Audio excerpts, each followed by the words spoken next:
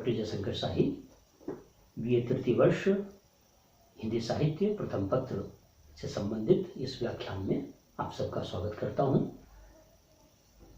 हम लगातार सुवितानंद पंत प्रणीत कविता प्रथम रश्मि का अनुशीलन प्रस्तुत कर रहे हैं और इसी क्रम में आज शेष अवतरणों पर हम चर्चा करेंगे।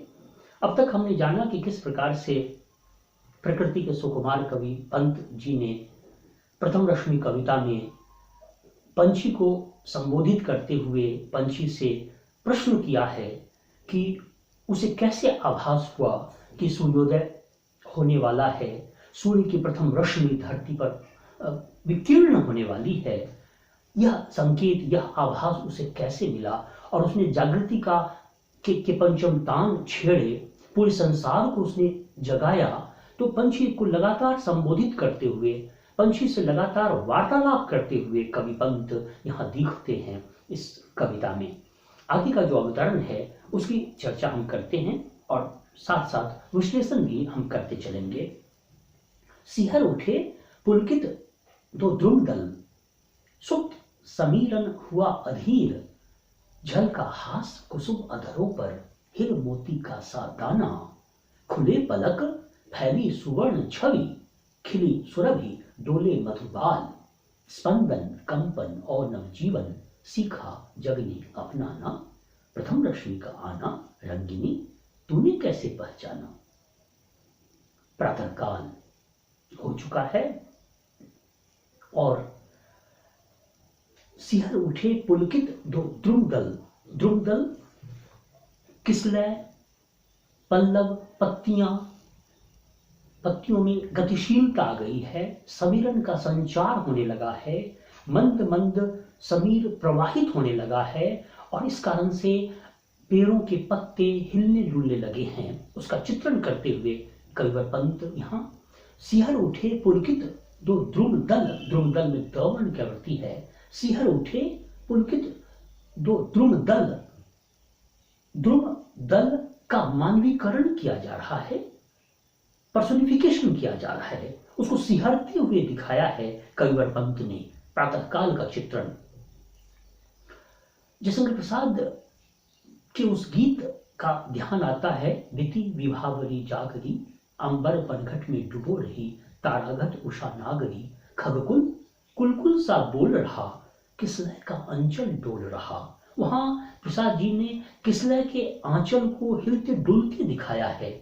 यहाँ कविवर पंत सिहरते हुए बता रहे हैं, सिहर उठे पुलकित हो द्रुमदल, द्रुमदल जो हैं वे पुलकित होकर सिहर उठे हैं, यह कवि कल्पना करते हैं। सिहर उठे पुलकित दो द्रुमदल, सुप्त समीरन हुआ अधीर, जो समीरन, जो हवा सोई हुई थी, जो समीर सोया हुआ था, वह अधीर होकर अब प्रवाहित होने लगा है।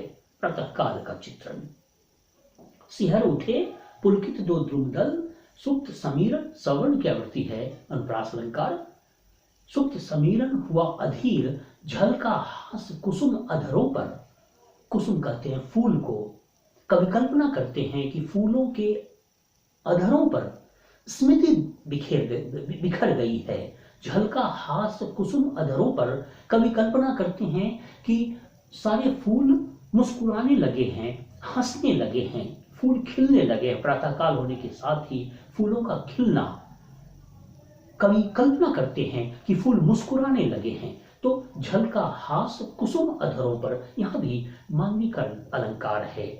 कुसुम अर्थात फूल, फूलों के अधरों के मुस्कान की चर्चा यहाँ कविवर पंत करते हैं, चित्रण कविवर पंत करते हैं। तो यहाँ पर्सोनिफिकेशन है या मानवीकरण अलंकार है।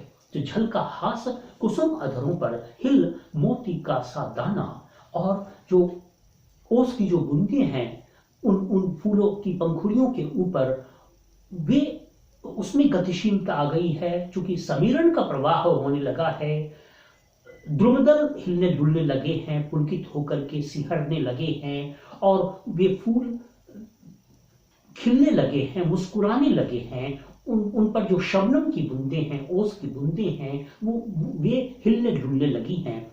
इस चित्रण के माध्यम से कविपंत यह बताना चाहते हैं कि पूरे संसार में सक्रियता आ गई है, जड़त्व खत्म हो गया है, एक नवीन स्पंदन से, नूतन चेतना से पूरी जगती भर गई है।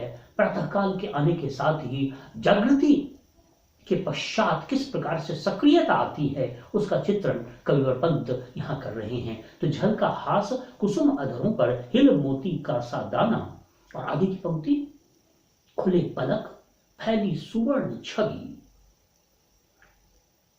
खिली सुरभि डोले मधुबाल। भ्रमरों के जो बाल भ्रमर हैं, बालक शिशु भ्रमर हैं, वे गतिशील हो गए हैं, वे सक्रिय हो गए हैं, पलकें खुल गई हैं, फैली सुवर्ण छवि और सुनहली छवि आच्छादित हो गई है। सुनहली छवि, सूर्योदय हो चुका है, प्रातःकाल हो चुका है और सूर्य की प्रथम रश्मि धरती पर विकीर्ण हो चुकी है, जिसके रंग सुनहले हैं। तो कवि कल्पना करते हैं, तुलना करते हैं कि स्वर्णिम छवि से पूरी धरती आप्लावित हो गई है।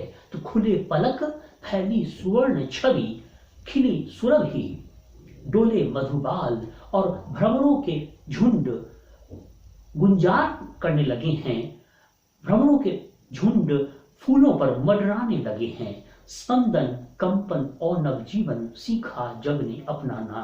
और प्रातःकाल होने के साथ ही, सूर्योदय होने के साथ ही, सूर्य की प्रथम रश्मि के आगमन के साथ ही संसार में स्पंदन, कंपन और नया जीवन आ गया है।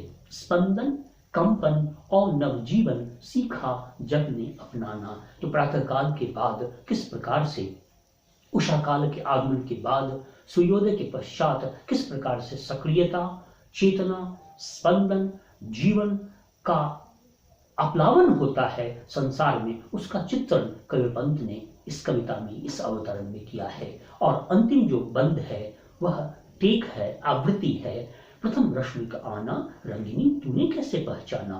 कवि उस रंगिनी, बहुदर्शिनी, नवचारिणी, तरुवासिनी, अंतर्यामिनी, उस परिंदे से, उस पंछी से जो कोकिल है, उससे सवाल करते हैं कि सूर्य की पहली किरण के आगमन का आभास उसे कैसे हुआ। प्रथम रश्मि का आना, रंगिनी तूने कैसे पहचाना।